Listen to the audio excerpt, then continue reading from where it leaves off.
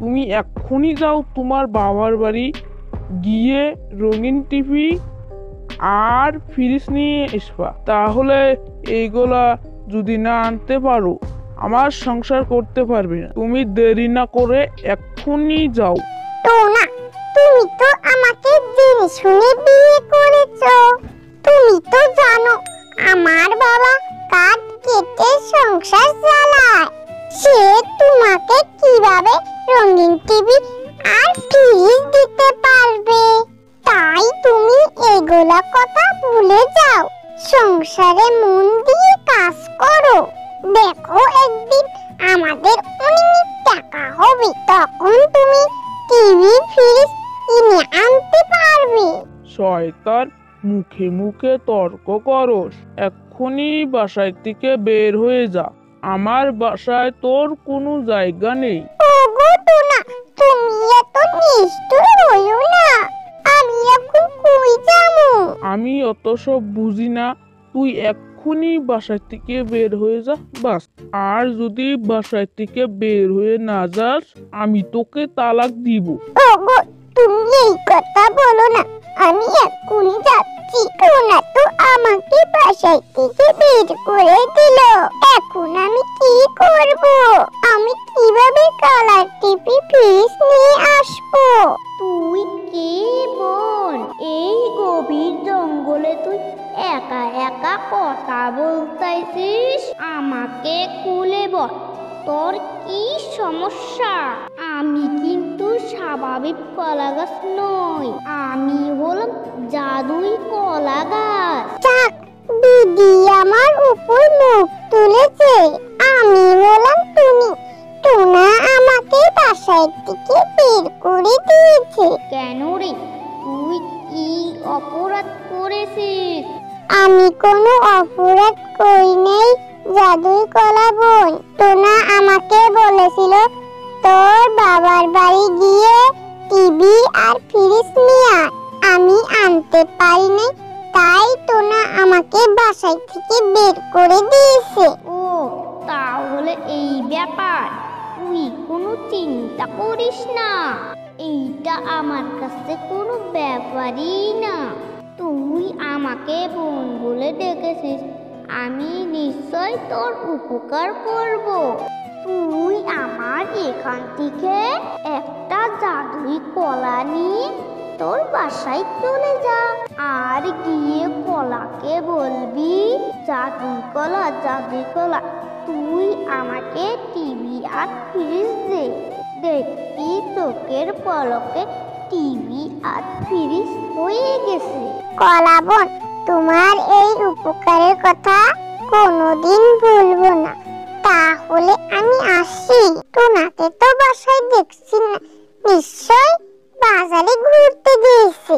এবার আমি তাহলে চট করে টিভি আর ফ্রিজ বানিয়ে নেই। জাদুই কলা, জাদুই কলা, আমাকে এক্ষুনি টিভি আর ফ্রিজ দাও। টুনি বোন, তুমি কোনো চিন্তা করো না, আমি এসেছি।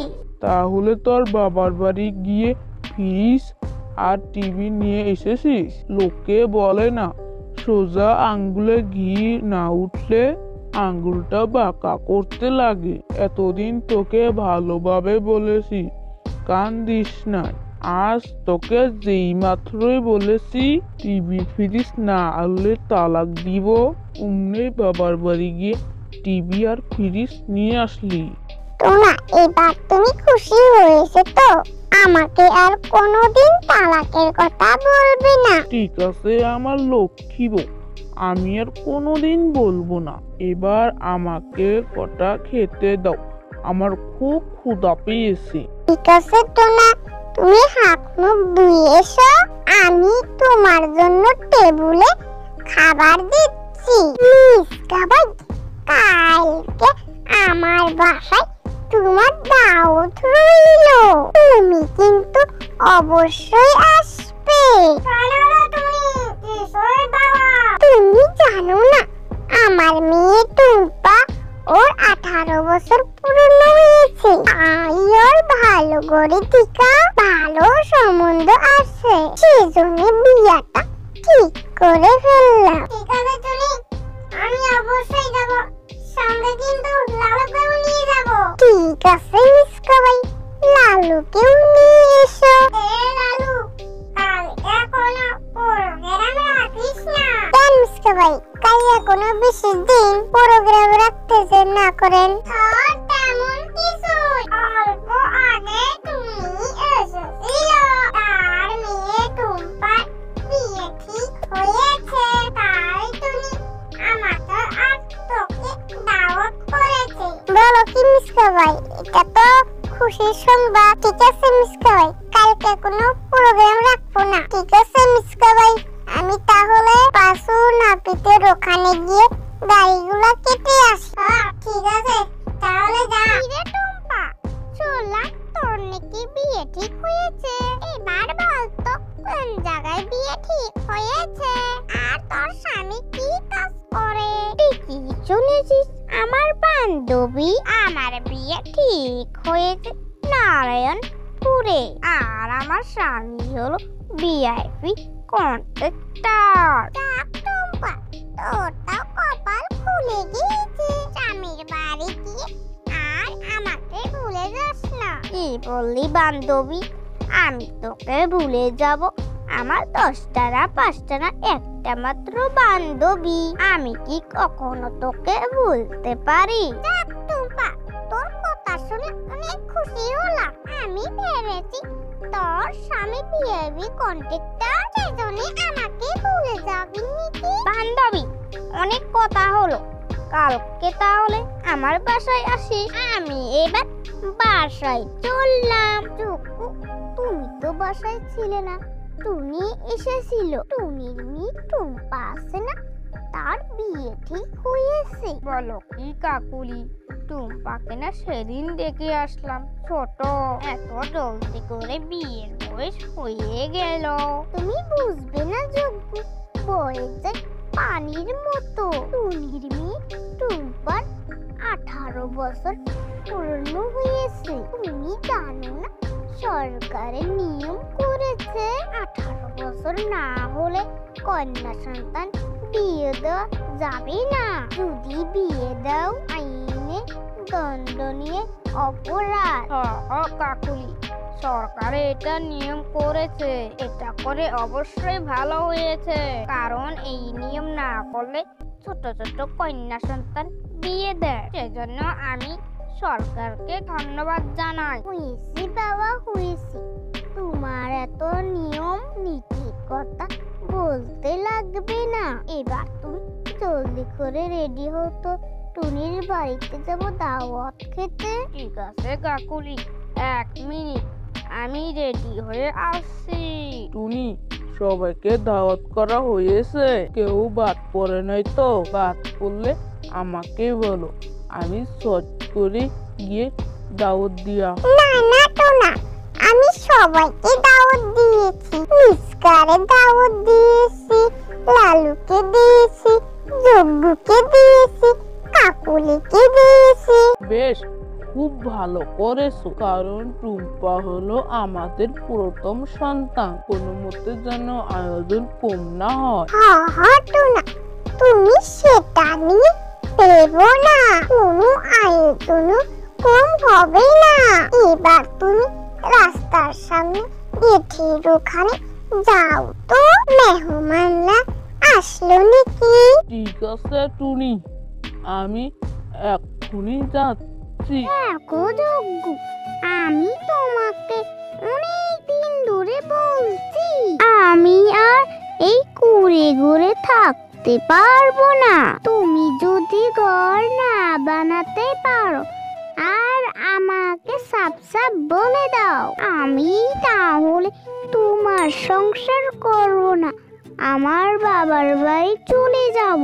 গিন্নি, তুমি আমাকে কয়টা দিন সময় দাও, দেখো আমি তোমার জন্য রাজপ্রসাদ বানাবো। চক্কু, তুমি তো এই কথা 3 বছর ধরে বলে যাচ্ছ, তাই আমার ধৈর্যর বাঁধ ভেঙে গিয়েছে। তুমি থাকো তোমার রাজপ্রসাদ নিয়ে, আমি চললাম। কাকুলি, আমাকে ছেড়ে যেও না, আমি তোমাকে ভীষণ ভালোবাসি, আমি তোমাকে ছাড়া বাঁচতে পারবো না। ঠিক আছে যজ্ঞ, তোর মন খারাপ কে? আমাকে খুলে বল তো, আজকাল তোর কি হয়েছে? তোকে আড্ডা দিতে দেখি না। বলিস না রে দোস্ত, আমি শেষ হয়ে গেছি। কেন, কি হয়েছে আমাকে বল তো। তাহলে শুনতে চাস? শোন, আমি গত 3 বছর ধরে কাকুলিকে বিয়ে করেছি। যেদিন থেকে বিয়ে করে এনেছি সেদিন থেকেই বলে যাচ্ছে আমি কুড়ে ঘরে থাকবো না, আমার জন্য একটা ভালো ঘর বানাও। আমি তো এতদিন মিথ্যা আশা দিয়ে রেখেছি আর বলেছি, কাকুলি দেখো, আমি তোমার জন্য একদিন রাজপ্রসাদ বানাবো। আমার যে ইনকাম, কোনো মতে ডাল ভাতে বেঁচে আছি, রাজপ্রসাদ কিভাবে বানাবো? সেজন্য কাকুলি রাগ করে আমাকে ছেড়ে চলে গিয়েছে। তো আমি কাকুলিকে ছাড়া বাঁচতে পারবো না, আমাকে একটা বুদ্ধি দে, আমি কি করবো? দোস্ত, তুই কোনো চিন্তা করিস না, আমি অবশ্যই একটা তোকে বুদ্ধি দেব। দোস্ত, তুই একটা কাজ কর, ওই সামনে মুড়ির দিকে যায় দেখ, বাঘ মামা আছে। বাঘ মামা হলো ইন্টারন্যাশনাল কন্ট্রাক্টর, তাই তুই গিয়ে ঘটনা খুলে বল, দেখবি বাঘ মামা নিশ্চয় একটা উপায় বাই করে দিব। দোস্ত বাসালি, তোকে অনেক ধন্যবাদ। এবার তাহলে আমি আসি। বাঘ মামা, বাঘ মামা, আপনি এখানে? আমি তো আপনাকে খুঁজতে খুঁজতে হরান। কেন রে যজ্ঞ ভাগ্নে, খুঁজোস কেন? বলিয়েন না মামা, ভীষণ সমস্যায় আছি। গতকাল আমার বউ কাকুলি আমাকে ছেড়ে চলে গিয়েছে। কেন রে, মারধর করেছিস নাকি? না মামা, কোনো মারধর করি নাই। তাহলে তোকে ছেড়ে চলে গেল কেন? শোনেন মামা, তাহলে ঘটনা, আমি বিয়ে করার পর থেকে আমার বউ বলে আমি কুড়ে ঘরে থাকবো না, আমি এতদিনটাও ভুলিয়ে রেখেছি। চিন্তা করো না, আমি তোমাকে ভালো ঘর বানিয়ে দিব। ঘর তো বানিয়ে দিতে পারি নাই, এই জন্য আমাকে রেখে চলে গিয়েছে। যজ্ঞ ভাগ্না, মন খারাপ করিস না, তোর বাপ মামার এখানে এসেছি, একটা ব্যবস্থা হবে। আমি তো কন্ট্রাক্টর, আমার অনেক সাইডে কাজ চলে যাচ্ছে, তাই তুই একটা সাইড নিয়ে কাজ কর, দেখবি তুই অনেক টাকা উপার্জন করতে পারবি আর সুন্দর করে ঘর বানাতে পারবি। তখন তুই কাকুকে নিয়ে আসতে পারবি, বুঝেছিস যজ্ঞ ভাগ্না? জি বাপ মামা, আমি বুঝেছি। তাহলে আমি আজ থেকে কাজে লেগে যাই। মামা, আপনি আমার জন্য দোয়া করবেন যেন লাভবান হতে পারি। ঠিক আছে ভাগ্না, যা, আমার আশীর্বাদ তোর সঙ্গে সব সময় থাকবে। আর শ্বশুরের বেটা আসুক, মজা দেখামু। আমার ভীষণ ক্ষুধা পেয়েছে, খাউন নাই, আমি কি খাবো? গিন্নি, কি করতাইছো? আমি বাজারে থেকে আসলাম, আমাকে খাউন দাও। কি বললো মাজার? তোমাকে মাজারে যেতে কে বলেছে? তোমাকে না বললাম বাজারে যাও, খাউন নাই? তা বাদ দিয়ে এরি ভেন্ডি নিয়ে মাজারে গিয়েছ। এই বয়রা বউকে নিয়ে পারছি না। তুই আমাকে বয়রা বললি? তোকে কাঁচা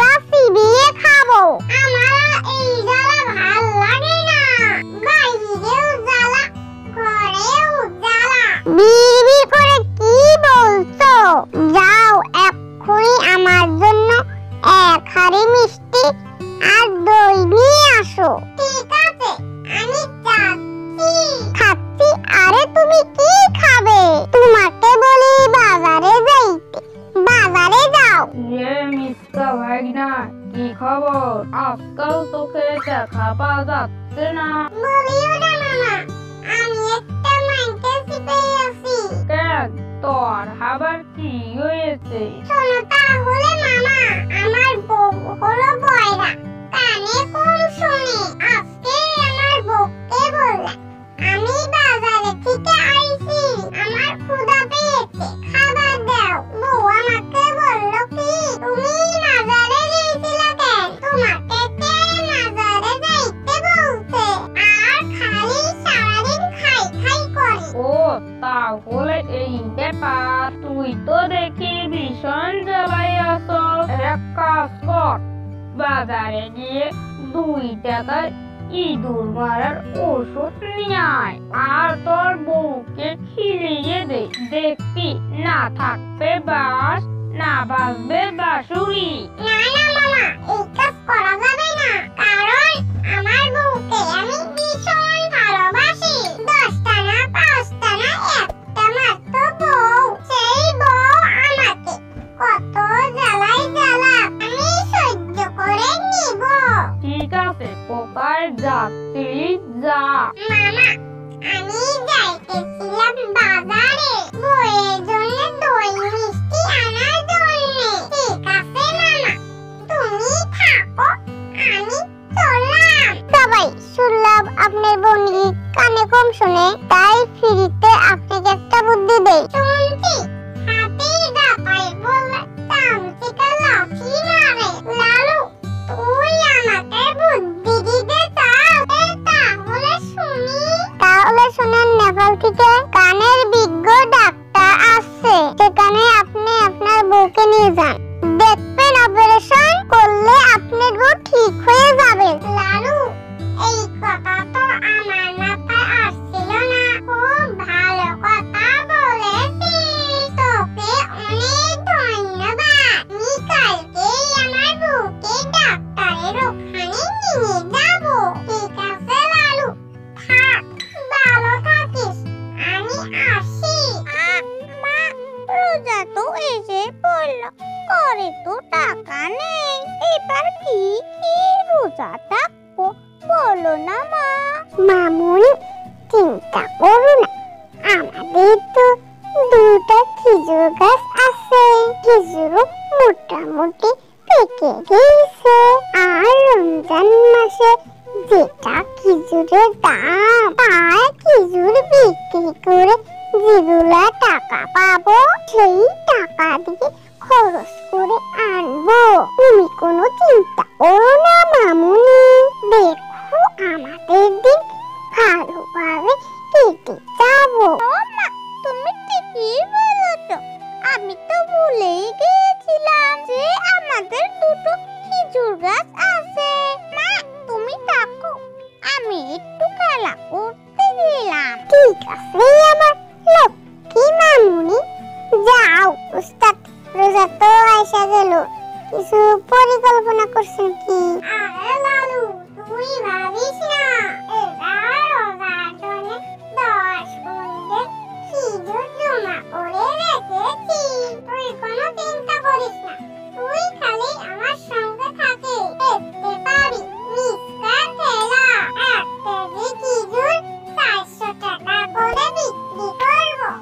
মানতে হবে আপনার মতো ব্রেন আছে, এইগুলো বুদ্ধি যে আপনি কই পান, আমি তো হিসাবে মিলাতে পারি না। আরে তুই মিলাতে পারবি না, সেজন্য তো আমি তোর উস্তাদ, তুই আমার অ্যাসিস্ট্যান্ট। উস্তাদ, শুনেছি চুম্বকের সাথে লোহা থাকলে বলে লোহাও চুম্বকের মতো আকর্ষণ করে, কিন্তু আমি সবসময় আপনার সাথে থাকি, তাহলে আমার ব্রেন হয় না কেন? হবে না, কারণ এই বনে যত পশু পক্ষী আছে তার ভিতরে চালাতে সার্টিফিকেট আমি পেয়েছি, বুঝেছিস এখন? হ্যাঁ উস্তাদ, বুঝে গেছি, তাহলে চলেন যাওয়া যাক। তুমি কি কিছু শুনছো? মিসকা ভাই নাকি 10 কুইন্টাল খেজুর জমা করে রেখেছে এবার রমজানে বিক্রি করার জন্য। তুমি কি কোনো ব্যবসার কথা ভেবেছো? আরে কাকুলি, মিসকা হলো জমিদারের ছেলে। তার টাকা পয়সার অভাব নাই, তাই সে 10 কুইন্টাল খেজুর জমা করে রেখেছে, রমজান আসলে বিক্রি করবে। আমরা তো দিন আনি দিন খাই, আমাদের হাতে অত টাকা পয়সা নাই, তাই আমরা ওসব ব্যবসার কথা ভাবতে পারি না। কাকুলি, এক কাজ করি, বাজারে গিয়ে 5 কেজি ছোলা বুট কিনে নিয়ে আসি, আর সেই বুট তুমি সিদ্ধ করে দিবে, আমি সেগুলা নিয়ে বাজারে গিয়ে বিক্রি করব। দেখবা আমাদের এভাবে সংসার চলে যাবে। জুকু, তুমি ঠিকই বলেছো। আমাদের মতো গরিব লোকের এটা একমাত্র শ্রেষ্ঠ ব্যবসা। দিন কামাই করবে, দিন খাবো, আমাদের আর কোনো চিন্তা নেই। কত ভাই, রমজান তো আসলো, বাজার সদাই করেছো?